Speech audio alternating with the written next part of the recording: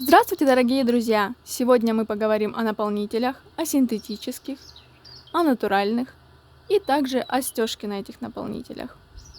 Для начала разберемся с маркировкой. Цифрами наполнителя обозначается плотность. Это не значит, что они такой толщины. Это значит, что квадратный метр этого наполнителя весит столько грамм.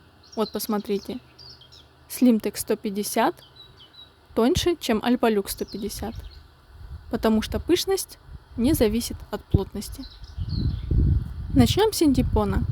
Синтепон бывает как хорошего качества, термоскрепленный, силиконизированный, так и клеевой отвратительного качества. Вот смотрите, этот наверняка силиконизированный, выглядит хорошо. Вот я делала пробник из бязи и китайского сатина. Миграция волокон присутствует, но не очень сильно. У синтепона, который сделан клеевым способом, после стирки просто все волокна вылазят наружу и скатываются, и он просто отвратительно выглядит. А здесь вот немножечко есть миграция, но я издевалась конкретно над этими пробниками, на больших оборотах их стирала, так что это экстремальные такие условия были. Смотрите, еще появился евросинтепон. Он более мягкий. Он, по идее, должен быть более хорошего качества. Но он, так же, как и обычный синтепон, мигрировал у меня сквозь бязь. Вот. Надеюсь, вам видно. Вот такие тонкие волокна проходили сквозь ткань. Внешние заготовки получились примерно одинаковые по толщине и по ощущениям. Еще есть вот такой иглопробивной синтепон. Он такой более плотненький и тонкий. Мягкий по своей структуре, его очень удобно стягать.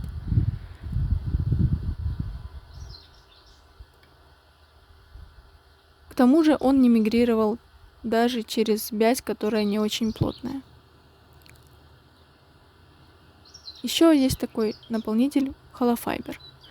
Есть Holofiber Volumetric и Holofiber Soft. Holofiber Volumetric более пышный и нежный. Вот, смотрите, какой объем у 150-го. Но он мигрировал. Опять же, даже через китайский сатин, что не очень хорошо. А вот Holofiber Soft, он коландрированный. Коландрированный наполнитель имеет сверху корочку, которую запекли специальными горячими валами. И эта корочка предотвращает миграцию волокон. Вот смотрите. Здесь нет миграции волокон. Его можно использовать даже с не очень плотной тканью. Теперь следующий у нас термофин.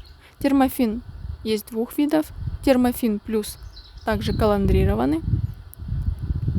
Вот такой пышненький, но это 200-й. До этого я вам показывала 100-й плотности наполнителя. И термофин просто. Без коландра. Термофин без коландра мигрировал. Опять же, его лучше использовать только с плотной тканью. Вот смотрите, сколько волокон повылазило. А термофин коландрированный не мигрировал.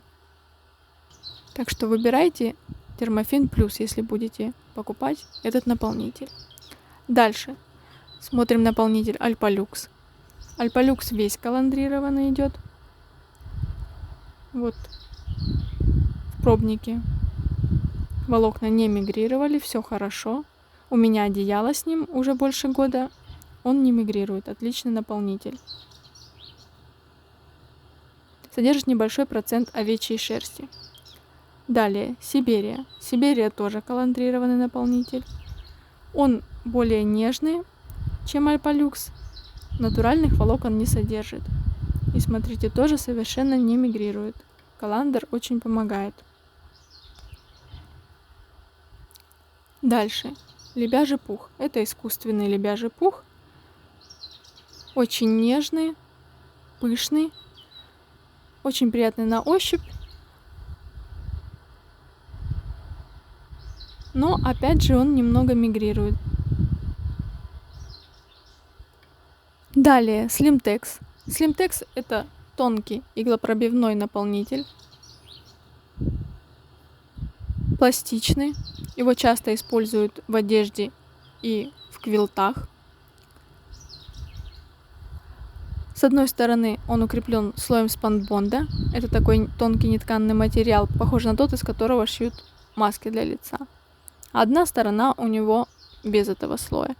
И вот этой стороной укрепленной нужно ставить к лицевой части изделия, потому что вторая сторона может мигрировать. Уже были неприятные случаи. У Александры с канала «Я люблю пэтчворк», у нее Slimtex мигрировал, поэтому знайте об этом. И если вы используете Slimtex в темных вещах, то есть специально черный Slimtex для этих случаев. Дальше мы рассматриваем Халкон. Халкон это более упругий наполнитель. Еще если там плотностью 100-150 можно использовать в одеяле, то более плотный подойдет только для бортиков. Смотрите, он упругий, как раз то, что нужно. Он будет не очень объемный, но при этом хорошо защищать ребенка. Еще есть вот такие наполнители. Термофайбер. Он тоже довольно упругий, пышный. Смотрите, это термофайбер 500. Одеяло из такого будет слишком жарким. Его используют для спальных мешков и для спецодежды, для очень холодных мест. Струтофайбер. Струтофайбер очень эластичный наполнитель. Его используют как донышки в коконы. Также можно его использовать в бортике. Он тоже очень упругий, держит хорошо форму. И для тонких матрасиков. Холпласт. Это Холпласт 800. Он тоже очень пышный и упругий. Вот он 5 сантиметров тоже, как и термофайбер. Но термофайбер помягче, а Холпласт очень упругий, из него делают детские матрасики. Так что если вы хотите сшить матрасик своему ребенку, то вам нужен вот такой наполнитель. Далее. Шелк. Это искусственный шелк, очень нежный наполнитель. Прям как будто тесто дрожжевое мнешь. Очень нежный, очень приятный на ощупь, но он мигрирует. Не сильно. Плюс еще новичкам будет тяжело его стягать, потому что он довольно подвижный. Далее. Бамбук.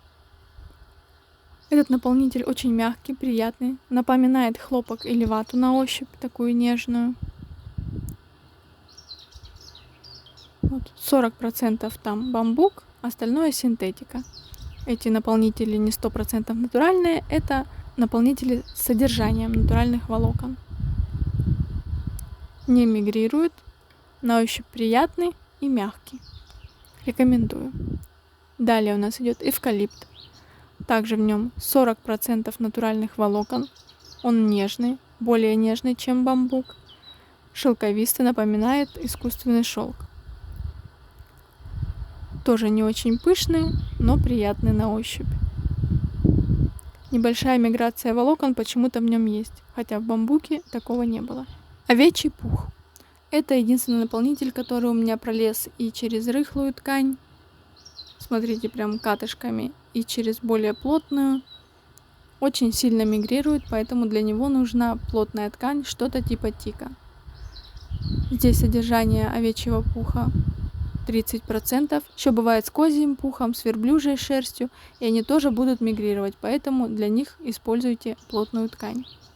Теперь лен. Здесь натуральных волокон 30%. Смотрите, какой он пышный. Он немножко такой жестковатый на ощупь, но в изделии довольно приятный. Но вот он тоже немного мигрирует. Для него тоже понадобится вам более плотная ткань или какая-то защита. Бывает вот такой лен с фольгой. Есть с одним слоем льна, есть фольга между двумя слоями льна. Такие наполнители используются для термосумочек и прихваток. Далее иглопробивной лен. У него содержание натуральных волокон 70. Очень мягкий, тонкий. Очень мне понравился. Думаю, сошью на лето одеяло из него. Такой вот он прям мягкий и приятный. Плюс он не мигрирует. Дальше. Лен плотностью 190, более пышный. Еще у этих производителей есть еще пышнее лен, но после стирки он сильно теряет в объеме. Содержание льна также 70%. Далее. Конопля иглопробивная. Содержание натуральных волокон 80%. Тонкая. Колючая, примерно как натуральная мочалка. Но в изделии после стирки становится мягкое и приятное. Также не мигрирует, очень хорошая. Чем-то похожа по ощущениям на лен, немножко поплотнее. Далее, вот такая пышная конопля. Здесь содержание натуральных волокон 90% и всего 10% синтетики. Но она довольно жесткая, пышная, плотность 300 грамм. Пахнет очень сеном, не мигрирует. Очень мне понравилось. Дальше покажу вам мои пробы стежки. Это лен 200, иглопробивной который. Очень тоненький, у него есть усадка. Либо его нужно до стежки замачивать в горячей воде, либо у него будет вот такой винтажный сморщенный вид. Легко стягается, пластичный, очень мне понравился.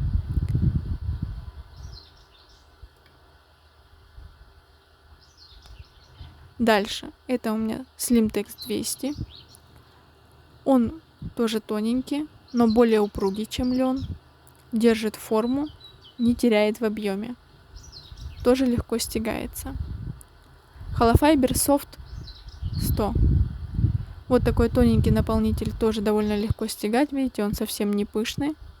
Но при этом он также имеет рельеф. Дальше, шелк 200. Он стягался посложнее. Он немножко попышнее у меня получился. На видео так незаметно. Но он немножко скользковатый. Тяжело будет начинающим. Смотрите, это овечий пух 300. Очень пышный наполнитель. Видите, вот тут я в середине пыталась его стягать, но он становится жестким. Для такого пышного наполнителя, чтобы он вот так не сплющивался, нужно стежку с большими промежутками, видите, чтобы там оставался воздух. Вот видите, у меня тут защипы, потому что стягать 300-й наполнитель это уже тяжело. Новичкам совершенно не советую. Новичкам можно взять вот такое стеганое полотно. В магазинах продаются. Но я вам еще оставлю ссылку на продавца, который дал мне эти образцы. У них большой очень выбор. Смотрите, и пышных наполнителей, и тонких. Очень большой выбор и наполнителей, и ткани, на которых они стягают эти наполнители, и узоров. Можно даже стягать на заказ. Оптом, по-моему, там от рулона. Это для тех, кто, например, шьет на заказ одеяло или бортики. Можно заказать стежку вот такую шикарную, выбрать узор, какой вам нравится, наполнитель, ткань. Все будет так, как вы захотите. В магазинах бывает еще термостежка, но она мне не очень нравится. Она очень жесткая. Ее можно использовать, ну, разве что для сумочек.